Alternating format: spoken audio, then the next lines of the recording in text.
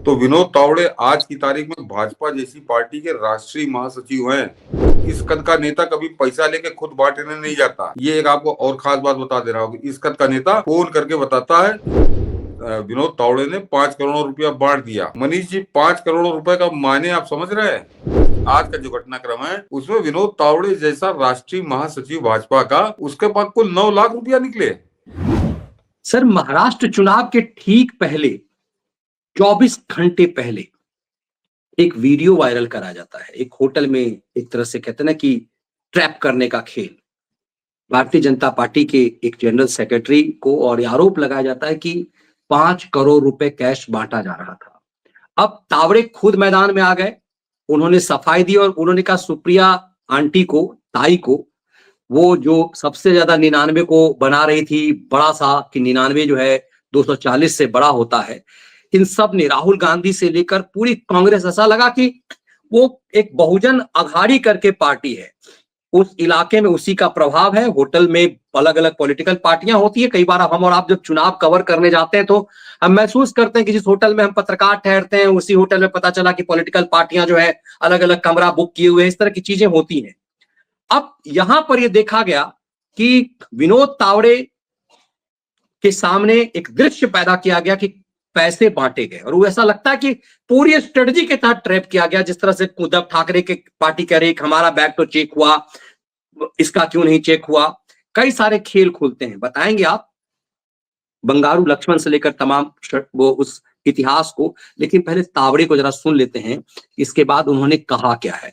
और इतने कॉन्फिडेंस के साथ चोर नहीं बोल सकता है, जरा इनको सुनिए।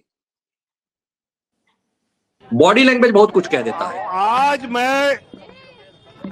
मैं वहां से गुजरते समय फोन करके पूछा कैसे चल रहा है। मुझे राजन नाइक उम्मीदवार ने कहा कि हम सब बैठे हैं, आप चाय पीने आ जाओ। मैं चाय पीने गया और 200-250 बूथ प्रमुख थे, तो हितेंद्र ठाकुर जी और उनके बेटे बोला कि मैं पैसे बांटने आया हूं। वो 200-250 कार्यकर्ता उनके आए, चिल्लाने लगे, हंगामा हो गया।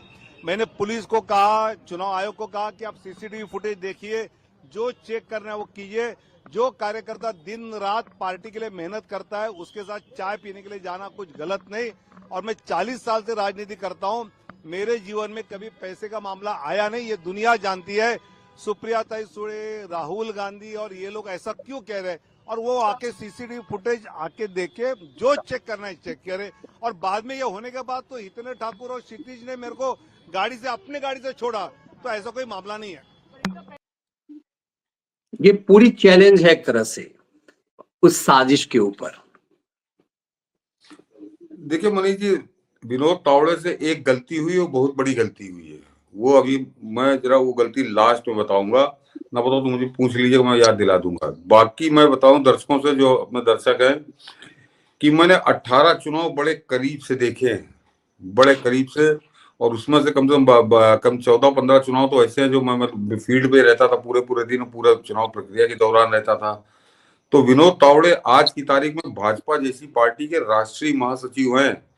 तो मैं भाजपा जैसी पार्टी इसलिए कह रहा हूं क्योंकि जिस तरह से सत्ता में आई है, जितनी ताकतवर होके आई है, तो पिछले 30 साल में ऐसी कोई पार्टी नहीं है। 34 साल का रिकॉर्ड बना था जिस समय प्रधान मोदी वहां पे बहुमत के साथ आए थे। उस पार्टी में और नरेंद्र मोदी के रहते हुए अगर वो आदमी राष्ट्रीय महासचिव बनाया गया है तो एक कद होता है। और इस कद का नेता, मैंने इसीलिए बताया कि मैं कम से कम 18 चुनाव देख चुका हूं, इस कद का नेता कभी पैसा लेके खुद बांटने नहीं जाता है। ये एक आपको और खास बात बता दे रहा हूँ कि इस कद का नेता फोन करके बताता है, पैसा बढ़ता है चुनाव में। अभी वो पैसा बढ़ता है तो वो मैं अलग इतिहास अभी बताऊंगा आपको, कि इस कद का नेता कभी खुद पैसा लेके, थैला लेके नहीं चलता कि चलो हम तुमको पैसा बांटेंगे। पैसा बांटने का वो फुट सोल्जर जिसने कहा जाता है, वो वही करते हैं। कौन आके दे जाता है, वो क्या बोलूं, कुछ कुछ चीजें बड़ी व्यक्तिगत होती है कि पैसा कैसे पहुंचता है जो बटने वाला होता है, और कौन उनको बांटता है। तो भाजपा का राष्ट्रीय महासचिव जाके पैसा बांटेगा तो ये अपने आप में मतलब जिसको समझ नहीं है ये पागल है, गांजा पिए हैं क्या, इनको क्या कहा जाए। कांग्रेस भी इस बात को बहुत अच्छे से समझती, जान रही है, उनका तो बनाया हुआ प्रोपेगेंडा, उनको उसको हाईलाइट करना है। तो पहले तो आप इससे समझ लीजिए। दूसरे ये आरोप लगा रहे कि 5 करोड़ रुपया बांट दिया, विनोद तावड़े ने 5 करोड़ रुपया बांट दिया। मनीष जी, 5 करोड़ रुपए का मायने आप समझ रहे हैं? अब बताता हूँ कि 5 करोड़ रुपया रखने के लिए जो सूटकेस चाहिए वो 10 सूटकेस में आएगा, 10, क्योंकि आज की तारीख में 500 से बड़ा नोट नहीं है। तो अगर 5 करोड़ रुपया आपको रखना हो तो जो बड़े वाले आते हैं सूटकेस वो आपको 10 चाहिए। और क्यों बता रहा हूँ अभी समझ लेंगे आप। एक आपको किस्सा बताता हूँ 92 का। 92 में हर्षद मेहता कांड हुआ था शेयर मार्केट का, और उस शेयर मार्केट कांड में हर्षद मेहता ने कहा था कि मैंने खुद जाकर नरसिंहा राव को 1 करोड़ रुपए घूस दी थी। तो उस समय ये हुआ कि 1 करोड़ रुपया तुम ले कैसे गए थे। तब दर्शकों को बता दूं तब 1000 रुपए का नोट चलता था। तो हर्षद मेहता ने बाकायदे प्रेस कॉन्फ्रेंस कर उस चीज को दिखाया था। उसने 1 करोड़ रुपए या 1000 रुपए की गड्डी उसने 100 गड्डियां उस सूटकेस में रख के सूटकेस को बंद किया था। तो सूटकेस पूरा भर गया था वो, और वो बड़ा सूटकेस लेके आया था कि देखो 1 करोड़ रुपया इस तरह से सूटकेस में आ जाता है। तो 100 गड्डियां बड़े सूटकेस में तब आई थी। तो आज की तारीख में अगर आप 5 करोड़ रुपए, अगर आप 500 रुपए गड्डी की रखे तो आपको 1000 गड्डियां रखनी पड़ेंगी। तो जब मैंने आपको 92 का याद दिला कि बड़े सूटकेस में 100 से ज्यादा गड्डी नहीं आई थी, तो वैसे ही अगर तावड़े बांटने निकले थे तो वो 10 सूटकेस लेके निकले होंगे 5 करोड़ रुपया को। 5 करोड़ रुपया ऐसे तो बट नहीं जाता। तो अपने आप में इनकी धज्जी उड़ रही। जो विनोद तावड़े कह रहे हैं कि जरा सीसीटीवी फुटेज देख लो, दूध का दूध पानी का पानी हो जाएगा। और उसके उसके अलावा मनीष जी आपने भी देखा होगा चुनाव जो होता है, मैंने कहा ना कि ये इस बात से तो इनकार ही नहीं कर सकता कोई कि पैसा नहीं बट पैसा बिना पैसा बटे तो कोई वो जो निर्दलीय होते हैं वो भी कहीं इधर उधर से जुगाड़ करके पैसा लाते हैं। मुखिया चुनाव में भी होता है। तो वो बता रहे, वो ग्राम प्रधान तक के चुनाव चलता है। तो वो कोई बड़ा ऐसा नहीं कि बड़ा कोई तो भी मार दिया। लेकिन जो आज का जो घटनाक्रम है उसमें विनोद तावड़े जैसा राष्ट्रीय महासचिव भाजपा का, उसके पास कुल 9 लाख रुपया निकले। मैं बताता हूँ 9 लाख रुपए किसके हैं मनीष जी। वो 9 लाख रुपए, क्योंकि कल वोटिंग होनी है तो निश्चित तौर पर वो जो बस्ता लगता है तो वो बस्ते जो है 10,000, 5,000, 15,000 जैसी जहाँ कैपेसिटी होती बूथ की, उस हिसाब से वो पैसे बांटे जाते हैं कि ये पोलिंग स्टेशन भी बस्ता लगाएंगे तो इनको पैसे। तो वो जो प्रत्याशी वहां पे मौजूद था उसके पैसे रहे होंगे, किसके पैसे रहे तो बता देगा वो। तो 9 लाख रुपए कोई राष्ट्रीय महासचिव बांटने गया था। तो इनकी झूठ। और 5 करोड़ तो मैंने आपको बता दिया कि कम से कम 10 बक्से लेकर जाने चाहिए। तो ये पूरा एक झूठ पे बनाया हुआ पूरा इनका प्रोपेगेंडा था जिसको लेकर ये उड़े। लेकिन मनीष जी, ये तो मैंने आपको जरा, मनीष जी ने बहुत बढ़िया उसका विश्लेषण किया है बाकी इस पूरे घटनाक्रम का, तो इसलिए आप उसके ज्यादा गहराई में मैं जा नहीं रहा हूँ, वो आप उसको देख सकते हैं। लेकिन मनीष जी मैं जरा आगे की बात कर रहा हूँ कि आज वो 9 लाख रुपए जो अभी वो सिद्ध नहीं हुए किसके हैं, कहाँ हैं, तावड़े लाया था कि नहीं लाया था, ये दुनिया भर की बात है, अभी सब उलझा हुआ है। लेकिन इसके ऊपर कांग्रेस पार्टी ने ट्वीट किया, राहुल गांधी ने ट्वीट किया, वो जो पूरे 24 करोड़ लोगों की हत्या का प्लान बता रहा था कल मल्लिकार्जुन खड़गे ने ट्वीट किया, और वहां महाराष्ट्र के सारे कांग्रेसी टूट पड़े। इनको शर्म नहीं आती। इसी महाराष्ट्र में इसी चुनाव में के दौरान अब तक चुनाव आयोग 1000 करोड़ रुपए जब्त कर चुका है। तब क्यों नहीं ट्वीट किया। 9 लाख रुपए में पूरी कांग्रेस हिली जा रही है, मल्लिकार्जुन खड़गे भी हिला जा रहा है, राहुल गांधी भी हिला जा रहा, और पूरी महाराष्ट्र की कांग्रेस हिली जा रही। तो इसी चुनाव में, इसी महाराष्ट्र के चुनाव में 660 करोड़ रुपए पकड़े गए। ये मैं आपको 2 दिन पहले के आंकड़ा बता रहा हूं, अब तक वो और ज्यादा बढ़ गया होगा। तो 660 करोड़ रुपए पड़ने में इन्होंने बिल्कुल चुप्पी साध ली। तो जिस तरह से 9 लाख में बिल बिला रहे हैं, तो इसका मतलब वो 660 करोड़ रुपए क्या इनके थे, क्या वो कांग्रेसियों के थे या कांग्रेसी नेताओं के थे। उसमें रुपया और शराब और सामान वगैरह पकड़ा गया है। तो अपने आप में इनका मुंह काला कर जाते। कुछ लिख रहे हैं संजय शुक्ला जी कि 500 नोट के 1 करोड़ रुपए का वजन 37 किलोग्राम 530 ग्राम के नोट होता, तो समझ लीजिए 37.5 किलो वजन हो जाएगा 1 करोड़ रुपए का। तो अगर आप उसको 5 करोड़ की बात करें तो 185 करोड़ रुपए होगा, 185 किलो। तो कौन इसको उठा के, मतलब क्या बेहूदी बातें कर रहे हैं। तो अपने आप में ये तो मैंने उसको इसीलिए बात कही और उसको थोड़ा क्लासिफाई कर दिया। लेकिन मनीष जी कि वो जब 660 करोड़ रुपए पकड़े गए तब कांग्रेस चुप क्यों थी, उसके मुंह से आवाज क्यों नहीं निकली। कहीं कोई ट्वीट ना तो कांग्रेस ने किया, ना राहुल गांधी ने किया, ना खड़गे ने किया। तो इसका मतलब वो 660 करोड़ रुपए इन्हीं के थे, इसीलिए इन्होंने हल्ला नहीं मचाया। ये एक जरा पहला तो मैं जरा इन्हीं के दांव इन पर लगाता हूँ। और दूसरे मनीष जी, ये जो खटाखट वाली बात करता है कि लोकसभा चुनाव जो अभी 5 महीने पहले हुए हैं, उस 5 महीने के लोकसभा चुनाव में 19 मई तक, यानी मेरे ख्याल से छठा सातवां चक्र था, 19 मई तक चुनाव आयोग ने 9,000 करोड़ रुपए जब्त किए हैं पूरे देश के अंदर। और उस पूरे चुनाव के दौरान न राहुल गांधी बोला, न खड़गे बोला, न सोनिया गांधी बोली, न कांग्रेस बोली। तो 9,000 करोड़ रुपए जो जब्त हुए थे वो किसके थे? वो किसके थे? ये क्यों चुप्पी सा दे रहे? ये बिल्कुल इन्होंने उस पर कोई टिप्पणी ही नहीं की। तो इसका मतलब वो 9,000 करोड़ रुपए निश्चित तौर पर कांग्रेस के ही थे, क्योंकि जो पार्टी 9 लाख रुपए पकड़े जाने पर इतना बिल बिला रही है, तो उसको फिर 9,000 करोड़ में तो उसको कह देना चाहिए कि सब कुछ यही है। लेकिन ये उस पर भी चुप रहे।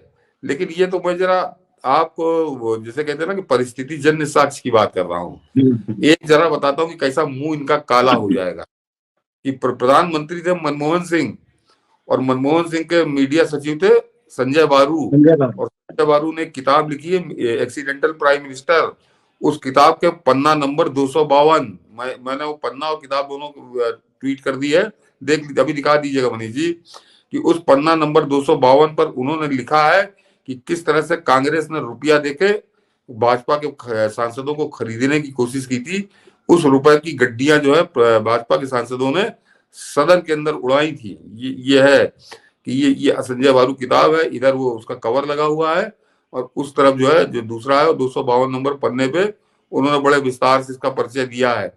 तो केवल इतना ही नहीं, वो उसमें तो कांग्रेस के अलावा किसी और पर शक करने की गुंजाइश ही नहीं है। जिसमें अमर सिंह जेल गए थे, रेवती रमन सिंह जेल गए थे, और कम से कम आधा दर्जन लोग, और सुहेल हिंदुस्तानी, कौन कौन लोग जेल गए थे। तो वो सीधे सीधे किस तरह से कांग्रेस पैसा देकर लोगों का टिकट खरीदती है, किस तरह से पैसा देके उनका समर्थन खरीदती है, इसका बड़ा बेशर्म उदाहरण संजय बारू अपनी किताब में लिख गए हैं। और आज तक मैं ये सच बिल्कुल वो एकदम 100% सच लिख गए हैं कि आज तक किसी कांग्रेसी ने ना मनमोहन सिंह ने पलटकर उनके ऊपर मुकदमा नहीं किया है कि तुमने ये गलत लिखा है। और उसमें संजय बारू ने जब ये बताया है कि किस तरह से कांग्रेस ने पैसा देके खरीदने की कोशिश की, और उसी वो जो नोट इन्होंने दिलवाए थे, उन्हीं नोटों की गड्डियां उस दिन 22 जुलाई 2008 को सदन के अंदर उड़ी थी। तो अपने आप में यह तथ्य काला कर देता हूं। लेकिन इससे आगे मनीष जी आज एक उसने भी ज्ञान दिया, वो जिसका नाम है राजदीप सरदेसाई, वो भी बोला बड़ा स्कैम फलाना ढिमाका दुनिया भर का रोया गया है। तो उसको भी जरा याद दिला दूं कि तुम्हारा मुंह भी बहुत बुरी तरह से काला किया है उसी संजय बारू ने। उसी पन्ना नंबर 252 पे उन्होंने लिखा है कि जिस समय ये बात लीक हो गई कि IBN 7 का, ये तब उस समय मालिक मालिकाना एक तरह से मालिक ही था, ये शेयर था बहुत बड़ा उसमें, मालिक था, कि जब ये लीक हो गई तो बाकायदे वही पीएमओ के अंदर, जो लोकसभा के अंदर पीएमओ था, उसके अंदर मनमोहन सिंह के कमरे में सोनिया गांधी बैठी, मनमोहन सिंह बैठा, पृथ्वीराज चौहान बैठे, अहमद पटेल बैठे, एक दो नेता और हैं, ये बैठे। और ये चिंता होने लगी कि अगर ये स्टिंग ऑपरेशन चल गया तो सारी ये सरकार तो वैसे ही गिर जाएगी। तो पृथ्वीराज चौहान कमरे के बाहर निकले और 5 मिनट बाद वो लौटे। उन्होंने कहा कि मैंने राजदीप को फोन कर दिया है और अब वो स्टिंग ऑपरेशन को नहीं दिखाएगा। और उसके बाद फिर राजदीप ने वो स्टिंग ऑपरेशन नहीं दिखाया। और किस तरह से इसने दगाबाजी की इस देश के साथ, इस भ्रष्टाचार के साथ, कैसा समझौता किया, पता नहीं कितना पैसा लिया होगा इसने। इसी तरह ये लोग चैनल चलाते हैं। और मैं अपने मन से नहीं बता रहा हूँ, मेरे ट्विटर पर पढ़ा है, मैं वो किताब और पन्ना नंबर 252 याद कर ले, उसको राजदीप को ना याद हो तो जाके पढ़ लेगा, मेरे ट्विटर पढ़ा है कि किस तरह से राजदीप ने, पृथ्वीराज चौहान उस समय पीएमओ में मिनिस्टर हुआ करते थे, राज्य मंत्री स्तर के, जैसे आजकल जितेंद्र सिंह हैं, तो वो अपना जो काला चिट्ठा था उस पर राजदीप ने रेशमी पर्दा डाल दिया और उसने दिखाया ही नहीं। और ये भी बताऊं आपको कि वो केवल ऐसा नहीं था कि राजदीप ने कोई स्टिंग ऑपरेशन करा दिया था, क्योंकि उसे उपलब्ध कराया गया था कि वो उसको सब कुछ उपलब्ध कराया था अरुण जेटली ने। अरुण जेटली हिंदुस्तान के बड़े वकील। तो अरुण जेटली और लाल कृष्ण आडवाणी स्तब्ध थे कि शाम को ये स्टिंग ऑपरेशन चला क्यों नहीं।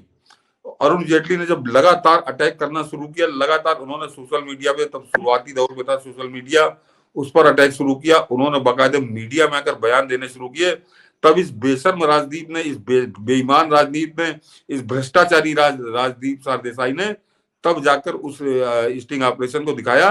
लेकिन एक हफ्ते बाद जब मनमोहन सिंह की सरकार बच गई, यानी उसका कोई मतलब नहीं रह गया था, तब उसने उस स्टिंग ऑपरेशन को दिखाया। तो इस तरह के काले कारनामे करके, इस तरह से पैसा देके सांसदों को खरीदने का कुकर्म करके मनमोहन सिंह की सरकार बचाने वाली कांग्रेस आज 9 लाख रुपए पे डांस कर रही है। 9 लाख रुपए पे नाच रही है। और वो 9 लाख रुपए कोई अपराधियों के नहीं है, कोई अवैध नहीं है, उसका पूरा हिसाब किताब हो जाएगा। लेकिन कल वोट पड़ना है तो उस पर ये जानबूझकर किस तरह से लोगों को बरगलाते हैं। तो मैंने कहा जरा इनका सच इनको याद दिलाऊं, किस तरह से मुंह काला है तुम्हारा कि तुम जो हो बाकायदे आम आदमी के वोट तो छोड़ दीजिए, सांसदों को खरीदने की कोशिश कर रहे थे। और वो गड्डी उछली थी। मेरे ख्याल से जो सीनियर सिटीजन है या थोड़े उम्र दराज लोग हैं, उनको याद आ गया होगा कि मैं किस किस्से की बात कर रहा हूँ, क्योंकि टेलीविजन पर खूब दृश्य आम हुआ था कि किस तरह से गड्डियां उड़ाई थी भाजपा के सांसदों ने कि हमको पैसा देकर खरीदने की कोशिश की गई। और इससे पहले एक और इनका जरा कुकर में याद दिला दूं कि इससे पहले यही काम किया था नरसिंहा राव ने, जो झारखंड मुक्ति मोर्चा रिश्वत कांड है, जेएमएम रिश्वत कांड। हाँ, और उसमें एक बात और याद दिला दूं कि उस कांड में बूटा सिंह तो जेल चला गया था और देश के प्रधानमंत्री नरसिंहा राव जो थे उनको भी 2 साल की सजा सुनाई थी कोर्ट ने। वो जेल केवल इसलिए नहीं गए कि वो मालूम हो गया था कि हमको जेल होगी इसमें, क्योंकि सारे सबूत थे। तो अपनी जमानत की एप्लीकेशन जैसे सजा सुनाई वैसे इनकी जमानत की एप्लीकेशन प्रस्तुत हुई और सीबीआई ने उसका विरोध नहीं किया। और मैं कहता हूं ना कि अटल और मोदी में बड़ा फर्क है। तो बड़ा खुलकर सामने आ गया था कि अटल जी ने सीबीआई को निर्देशित कर दिया था कि नरसिंहा राव की जमानत का विरोध मत करना, और अगर उस दिन सीबीआई विरोध कर देती तो तुम्हारा तो प्रधानमंत्री जेल चला गया था, कांग्रेस प्रधानमंत्री, और घूस कांड में गया था। किस तरह से उसने सांसदों को खरीदा था। अब आज मैं नरसिंहा राव का फैन हूं, लेकिन आज जब इन्होंने बात की, बड़ा ज्ञान बांटा, तो फिर नरसिंहा राव का वो किस्सा मुझको याद दिलाने की जरूरत है कि नरसिंहा राव भी जेल जाने से बचे थे और केवल अटल जी की कृपा से बचे थे। तो इस तरह का कलंकित कलुषित इतिहास। और मैं फिर अभी इंदिरा गांधी जाऊंगा तो बड़ा लंबा खींच जाएगा कि एक तरह से भ्रष्टाचार की गंगोत्री जिस कांग्रेस की निकलती है, वो आज 9 लाख रुपए पर इस तरह का तांडव कर रही है, इस तरह का नाच कर रही है, या मुजरा कहूं या कैबरे कहूं, तो इनको शर्म आनी चाहिए और इनको आईना दिखाना जरूरी है कि तुम पहले आईने में अपनी शक्ल देखो कितनी काली है। 9 लाख रुपए और भाजपा का राष्ट्रीय महासचिव, ये किसी रास्ता चलते आदमी को गले नीचे नहीं उतरेगी। और खासकर मुंबई के अंदर और महाराष्ट्र में 9 लाख रुपए मनीष जी क्या मायने रखता है। बिल्कुल। और उससे भी पुराना जो सबसे घृणित चेहरा तेजपाल, जो अपनी बेटी के ही दोस्त के साथ लिफ्ट में कुकृत करते हुए पकड़ा था, जेल गया, उसने बंगारू लक्ष्मण जो पहले दलित अध्यक्ष थे, कैसे ट्रैप किया उसे, कैसे फंसाया, और वो भी पूरा पैसा, मतलब बताया जाता कि सिब्बल की साजिश थी। वो का मैगजीन ही सिब्बल ने खुलवाया, सिब्बल का रिश्तेदार है ये। तो कैसे ये पत्रकारों के माध्यम से कांग्रेस ये खेल खेलती रही है, आज भी ये खेल पत्रकारों के माध्यम से ही खेला गया। हाँ, वो सिब्बल वाली बात आपने कर दी। तो जरा सोचिए, उस समय भी सत्तारूढ़ भाजपा पार्टी और उसका राष्ट्रीय अध्यक्ष ऑन कैमरा 1 लाख रुपया घूस ले रहा था। जरा सोचिए इस तरह से इन्होंने उसको बरगलाया था और वो उसको कहा कि ये होली का उपहार है, क्या आप छोड़ दीजिए। लेकिन उस आदमी को तो सजा हुई और उस आदमी का तो राजनीतिक जीवन खत्म हो गया। जिस समय उन्होंने इस्तीफा दिया था तो उसके बाद मृत्यु भी उसी सदमे में, बंगारू लक्ष्मण की मौत भी उसी सदमे में हुई, गुमनामी में हुई। और वो दलित थे और आज भी ये उनको गाली बकते हैं। तो एक तरह से उस आदमी को जिस तरह से इन्होंने फंसा के किया था, तो बिल्कुल वो दलित थे और संभवतः विनोद तावड़े पिछड़े हैं। तो इनको दलित या पिछड़ा कहीं बैठा हुआ व्यक्ति रास नहीं आता ये किस तरह से हथकंडे आत्मा करते हैं। मतलब उसमें वो बंगारू लक्ष्मण सही थे या गलत थे तो बात ही खत्म हो गई। मैं तो कह रहा हूँ कि मान लीजिए लिया भी तो क्या 1 लाख रुपया लेता, वो भी भाजपा सत्तारूढ़ दल और उसका वो राष्ट्रीय अध्यक्ष, तो ये अपने आप में किस तरह से फंसाते थे लोगों को, ये इसका एक नमूना है। वही काम इन्होंने अभी बंबई में किया है, लेकिन इनको ये बड़ा महंगा पड़ने वाला है। बिल्कुल। और इसीलिए कहा कि जैसे मैं कह रहा हूं कि द साबरमती रिपोर्ट जो है फिल्म, वो मुझे सचमुच बहुत बेहतरीन, मैंने अलग से वीडियो विश्लेषण किया है, अलग ढंग से किया, उसको जरूर कल वाला विश्लेषण जरूर देखिएगा। और आप देखिए उस पूरे फिल्म में ये सचमुच वो पूरा षड्यंत्र पत्रकारों का था। उस समय चूंकि चलती भी थी, आज ये बहुत खेल नहीं कर सकते। आज एक राजदीप सरदेसाई छुपा नहीं सकता बहुत कुछ बदल गया सोशल मीडिया के दौर में।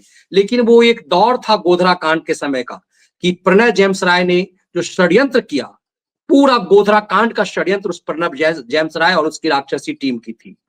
आज भी जो खेल हो रहा है, मुझे लगता है कि मैंने अलग से जो विश्लेषण किया उसमें फैक्ट सामने है कि देखिए कैसे एक तरह से हार मान लेने के बाद, क्योंकि अभी हारेंगे ही तो ये कहेंगे कि पैसे के बल पे बीजेपी जीत गई, पैसे के बल पे बीजेपी ने पार्टी तोड़ दिया। आज कह रहे हैं ना सुप्रिया श्रीनेत से लेके सब, इसका मतलब है कि एक स्ट्रेटजी के तहत, और इसमें कांग्रेस और शिवसेना शामिल नहीं हुई, एक स्ट्रेटजी के तहत एक छोटे दल को हिस्सेदार बनाया गया और ये पूरा खेल कांग्रेस ने अपने इकोसिस्टम के माध्यम से ना मनीष जी, छोटे दल का भी कोई बड़ा नेता नहीं है, पता नहीं कौन है, वहां लफंगे हैं, लोकल लफंगे हैं, वो आकर हुड़दंग करने लगे चोर है चोर है चोर है करके। तो हाँ, आप देखिए, आपने याद दिला दी तो अब मैं आता हूँ कि विनोद तावड़े से बड़ी गलती क्या हुई है।